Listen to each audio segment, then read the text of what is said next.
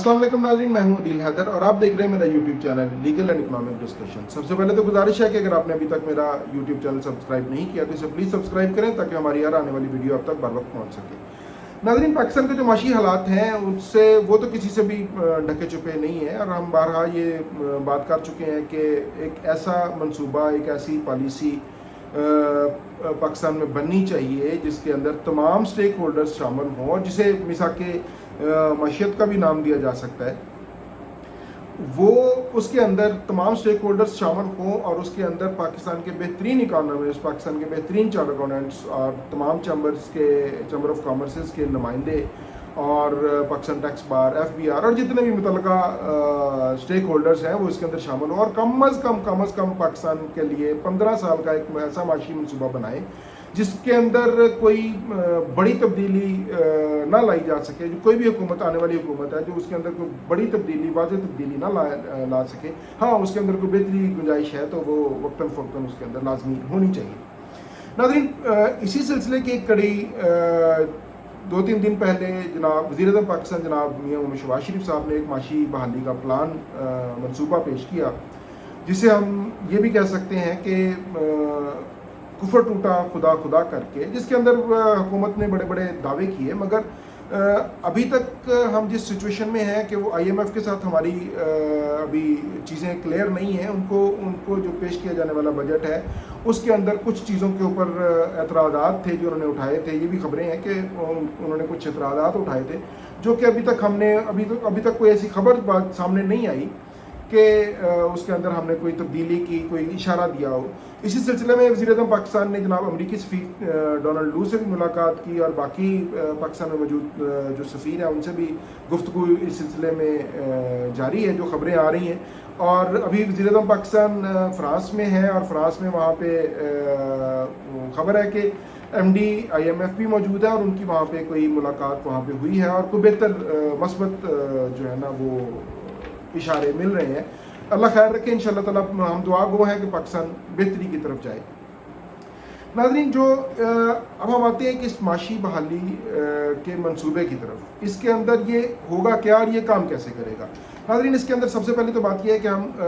इस मंसूबे में बैरून मुल्क जो इन्वेस्टर्स हैं, जो सरमायाकार हैं, हम उन्हें दावत देंगे पाकिस्तान में इन्वेस्टमेंट करने की। अपने असासे जो हैं हमारे असासों से एक और बात हम बताते चलें कि जनाब फाइनेंस मिनिस्टर जनाब इसहाक डार साहब बारहा दफ़ा ये बात कर चुके हैं कि पाकिस्तान इंशाल्लाह डिफ़ॉल्ट नहीं करेगा, क्योंकि हमारे पास कर्ज़ों के हुजम से ज़ायद हमारे पास असासे मौजूद हैं। तो मेरा ख्याल है कि यही उनका प्लान भी है जिसके अंदर पाकिस्तान में मौजूद असासे बैरूनी इन्वेस्टर्स को दिए जाएंगे, लीज़ पे दिए जाएंगे या बेचे जाएंगे। अभी इसका जो वाज़ेह है, वो वाज़ेह शक्ल है, वो आनी भी बाकी है। बहरहाल इस मंसूबे में हमारे इसके साथ ही एक ज़िमनी गुजारिश है कि इसके अंदर असासों के साथ पाकिस्तान की हुकूमत ने जो भी करना है, लीज़ पे देने हैं या बेचने हैं या जो भी करना है, उसके अंदर हमारी ये गुजारिश है कि वो बेहतर से बेहतर कॉन्ट्रैक्ट किए जाएं बैरूनी सरमायाकारों के साथ, ताकि अगर हम अपने असासों को सेक्रीफाइस कर भी रहे हैं तो उसकी आउटपुट पाकिस्तान को बेहतर अंदाज में मिल सके और पाकिस्तान को उससे माशी जो है वो फ़ायदा हासिल हो। नाज़रीन, इसमें जो सबसे बेहतरीन और सबसे अहम चीज़ है वो ये कि इस माशी बहाली के मंसूबे की जो बैकिंग है या जो जिसकी गारंटी कह सकते हैं आप, वो हमारे आर्मी चीफ जनाब जनरल आसिम मुनीर साहब ने इसकी बैकिंग की है और इसकी गारंटी दी है। और वो इस मंसूबे के उन्होंने ये वाज़ेह किया है कि वो इस मंसूबे के मुकम्मल तौर पे पीछे खड़े हैं और मुकम्मल तौर पे हुकूमत वक्त को इसकी यकीन दहानी कराई गई है, जो बड़ी खुशाइन बात है कि एक ऐसा इदारा जिस पे हमें पूरा यकीन है कि वो अपना काम बड़ी खुशउस्लूबी से करते हैं, वो इस मंसूबे के पीछे खड़े हैं। ऑब्वियसली जब इन्वेस्टर आता है पाकिस्तान जैसे मुल्क में, जब मसाइल चल रहे हैं, उसके अंदर इन्वेस्टर को दो चीज़ों की ज़रूरत होती है। एक तो अच्छा माहौल मिले उसको कारोबार करने के लिए, दूसरा ये कि उसको सिक्योरिटी भी मिले। तो हमारी जो पाक अफवाज हैं, उनके जो सरबराह हैं, सिपह सलार हैं, انہوں نے یہ مکمل طور پہ اس کے اندر مکمل تعاون کی یقین دہانی کرائی ہے کہ وہ اس کے اندر مکمل تعاون کرائیں گے، اور اگر یہ چیزیں جس طرح یہ نظر آ رہی ہیں اگر اس طرح ہو جاتی ہیں تو میرا خیال ہے کہ انویسٹرز کا اعتماد وہ بڑھے گا اور پاکستان بہتری کی طرف جائے گا۔ ہاں اب اگر بات آ جاتی ہے، باقی بات رہ جاتی ہے سیاستدانوں کی، تو وہ کیسے کانٹریکٹ کرتے ہیں بیرونی انویسٹرز کے ساتھ، وہ آنے والا وقت بتائے گا کہ وہ کیسے کانٹریکٹ کریں گے۔ ناظرین، اس کے اندر جو چند سیکٹرز پہ کام ہوگا، اس کے اندر سب سے پہلے زراعت ہے، کارپوریٹ فارمنگ ہے، اس کے بعد آئی ٹی ہے، اس کے بعد توانائی ہے، اس کے بعد اور کافی سارے جو اس کے اندر سیگمنٹس ہیں، وہ سیکٹرز ہیں، وہ اس کے اندر شامل ہیں۔ صدق ملک صاحب نے، جو ہمارے منسٹر ہیں، انہوں نے اس کو حکومت کا پلان بی بھی جیسے کہ پہلے بتایا کہ پلان بی بھی قرار دیا ہے، اور اس کے اندر انہوں نے ایک بڑی خوشائن بات ہے کہ انہوں نے ایک بڑی، میں یہ خوشخبری سمجھتا ہوں کہ انہوں نے دو چیزیں اس کے اندر بتائی ہیں کہ ایک جو ہمارے دوست ملک ہیں، انہوں نے $25 بلین کا ایک فنڈ بھی رکھنے جا رہے ہیں وہ پاکستان میں انویسٹمنٹ کے لیے، اور ایک اور جو ہمارے خلیجی ملک کے دوست خلیجی ملک ہیں، انہوں نے اس کے اندر $20 بلین کی انویسٹمنٹ کی یقین دہانی کرائی ہے، اور یہ تقریباً کوئی $45 ارب بن جاتے ہیں۔ اور میرا خیال ہے کہ اگر ابتدائی طور پر $45 ارب پاکستان کے اندر انویسٹمنٹ کے لیے آ جائیں تو اس سے بڑی بات، یہ بڑا ایک سہارا ملے گا پاکستان کی اکانومی کو۔ اس کے اندر جو ہیڈ کریں گے اس معاشی پلان کی جو کونسل ہے، اس کو ہیڈ کریں گے جناب وزیر اعظم صاحب، اور اس کے ساتھ ان کی معاونت کریں گے، ان کے ساتھ مکمل طور پہ تعاون میں شریک ہوں گے جناب army chief general Asim Munir صاحب۔ اور اس کے اندر 3 ذیلی کمیٹیاں بھی بنیں گی، اور ہر کمیٹی کے اندر متعلقہ اداروں کے جو لوگ ہیں، وہ نمائندے ہیں، وہ اس کے اندر شامل ہوں گے، اور وزیر اعظم صاحب اس کی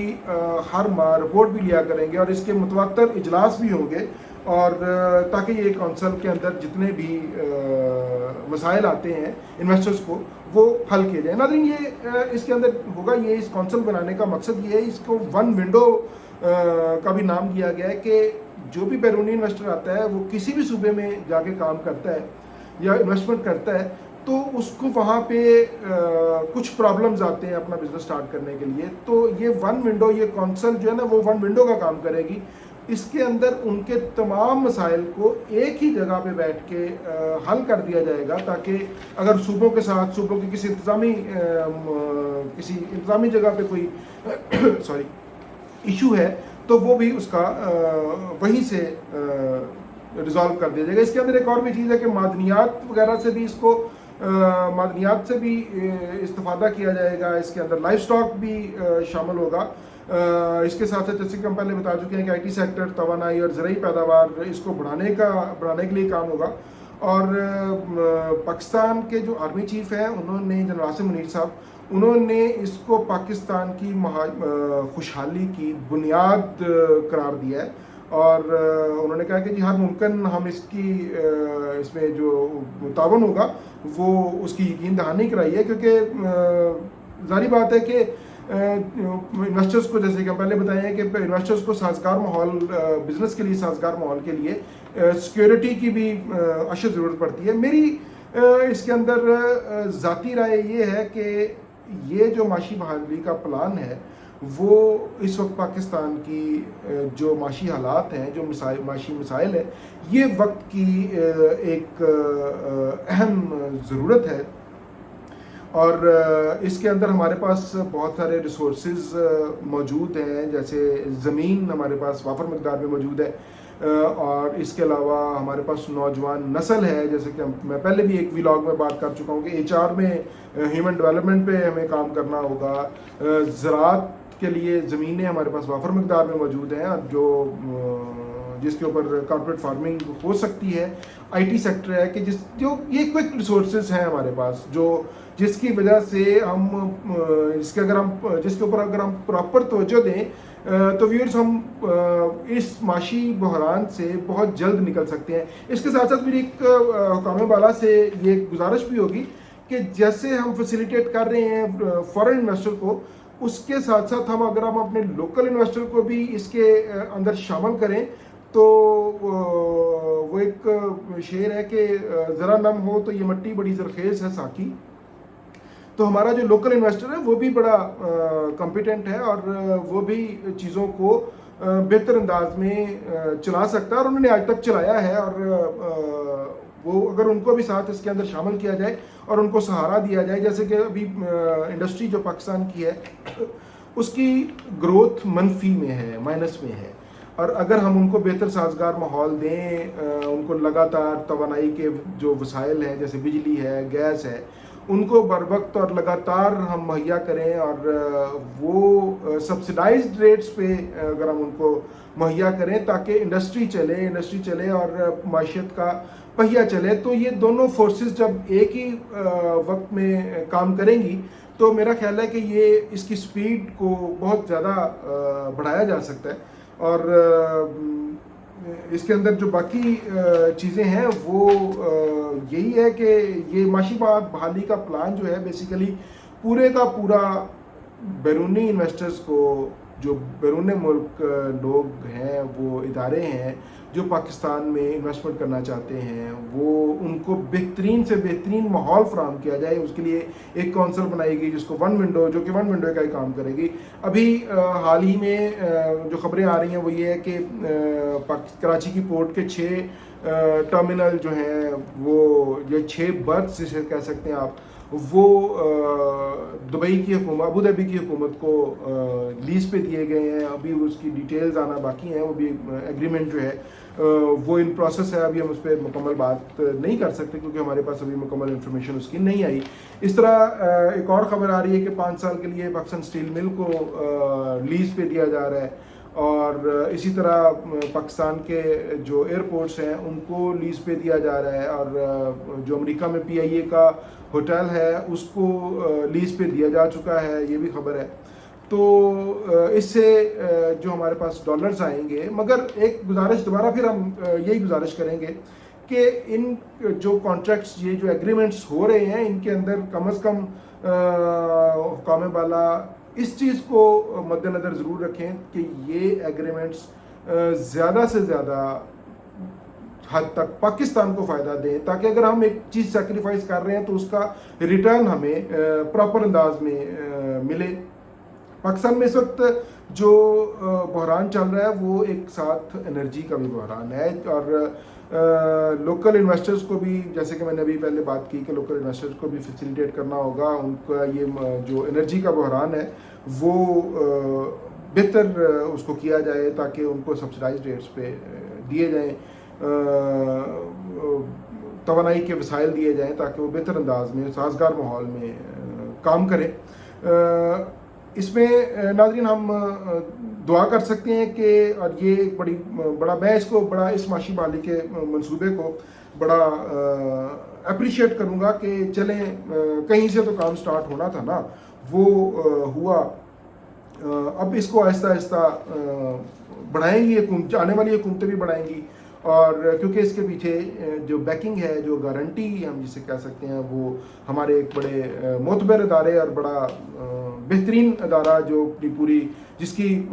صلاحیتوں پہ ہمیں کوئی شک نہیں ہے، اور اس نے اس کی گارنٹی لی ہے. اور میرا خیال ہے کہ یہ منصوبہ